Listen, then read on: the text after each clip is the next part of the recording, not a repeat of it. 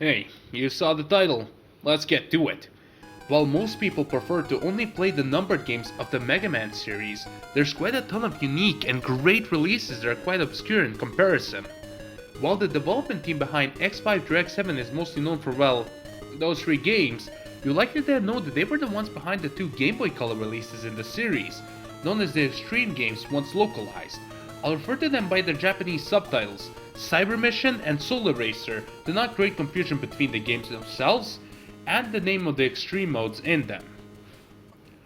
The first game, Cyber Mission, is a surprisingly fun remix of the first two X games, containing just as much content as one of its Super Nintendo peers. It's surprising to see a game that runs this well on a Game Boy combined with such stellar presentation. The game controls well, arguably better than the Super Nintendo games, but suffers with some weird issues. Trying to get on and off walls when you're close to a ceiling can lead to weird results, and the game tends to eat inputs in intense situations, which isn't nice. The stage design is mostly recreations of already existing stages, but the bosses are in another situation entirely. Almost every boss got improved and made way better in this game. Armored Armadillo is no longer a slog as he stops bouncing way quicker. Magna Centipede's attacks are harder to dodge, Chill Penguin deals a ton of damage, and the cramped arena means you have to care about dodging more.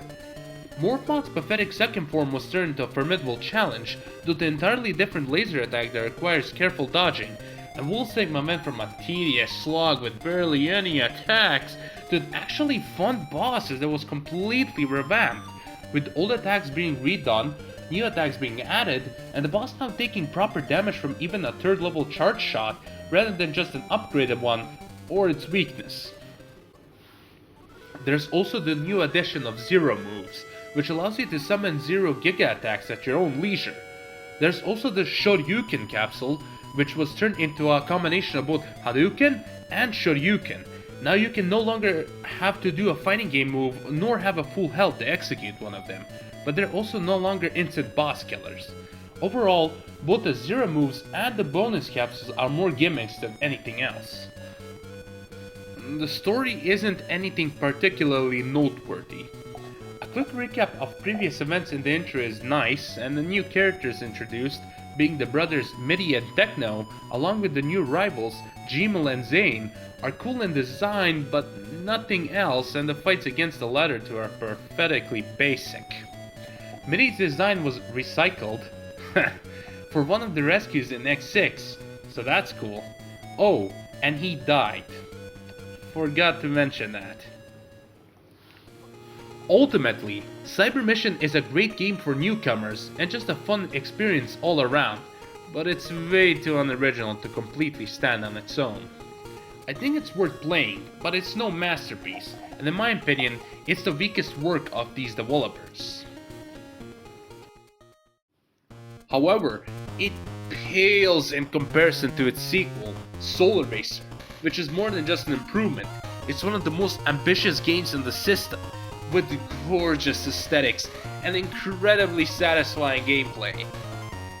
It does away with a lot of the unoriginality, as most levels are completely redesigned, enemies behave differently, and the weapon set is almost 100% new as well.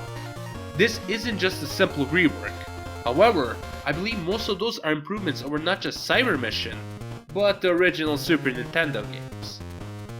Gone are the boring straight lines of X3, as stages such as Tunnel Rhino or Blast Hornet blow the originals out the water, with quick platforming and careful enemy placements, while those like the intro stage or Overdrive Ostrich were turned from overly short and gimmicky experiments into fully fleshed out stages. In addition to this, just like its predecessor, most of the bosses were improved, removing most of the boring waiting in favor of harder versions of attacks. My favorite has to be Overdrive Ostrich, a boss I really like, becoming more consistent and less tedious to fight. Also, they gave him a cool sunset sky. The other one I really like is Wolf Catfish, as he was completely revamped from being the hardest boss in the game into a manageable but varied and fun fight, with him affecting your movement in one of the attacks. Speaking of movement, it's mostly the same. I would still say it controls better than the Super Nintendo games when it works well, but the bugs are certainly a problem, especially since there are now new ones. The air dash can sometimes happen in the opposite direction, and Zero's air saber slash input can be eaten if you're too quick with the inputs, which is questionable in a game with quick bosses that demand fast-paced combat. The biggest additions have to be Zero, player switching, and the parts system. The former allows you to play as Zero, who resembles his PlayStation 1 self quite a bit and has an entirely unique set of weapons that I love using, particularly Fish Fang and Drill Crush. The latter is similar to X6's parts system. However, instead of getting your rank up with souls, you collect them to unlock and buy parts. While not as varied and fun as X6's, this game's parts system is a blessing, as Ultimate Buster, the Blast Parts, and Hyper Dash help a ton with allowing the player to handle situations in any way they want. Particularly Hyper Dash, as it gives you a temporary invincibility at the cost of the heavy rest that comes right after it ends. Both of your current characters and the parts can be switched on the fly, providing a ton of strategy to the game and adding even more to the gameplay variety. Along with this, while Extreme Mode is still a combination of the previous two modes, it also has some changes in boss and object behavior, such as the way the pinch attack of Wire Sponge works and the Fireballs and Flame Mammoth stage, and also unlocking the true final stage containing the refights in Sigma, of course. It also helps that you play as different characters in the first two missions, while Extreme allows you to mix and match from the very beginning.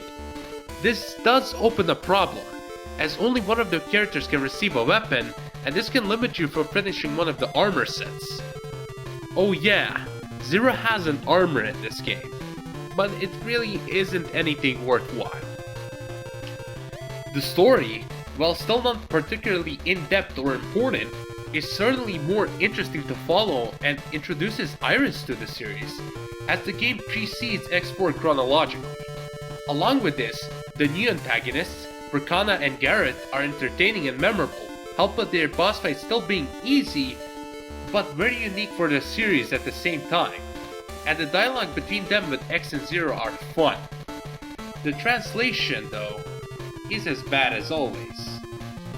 The fortress where you fight them is really fun in terms of stage design, reminding me of some of my favorite final stages in the series, and revamping the existing gimmicks to be used in fun ways, featuring alternate paths.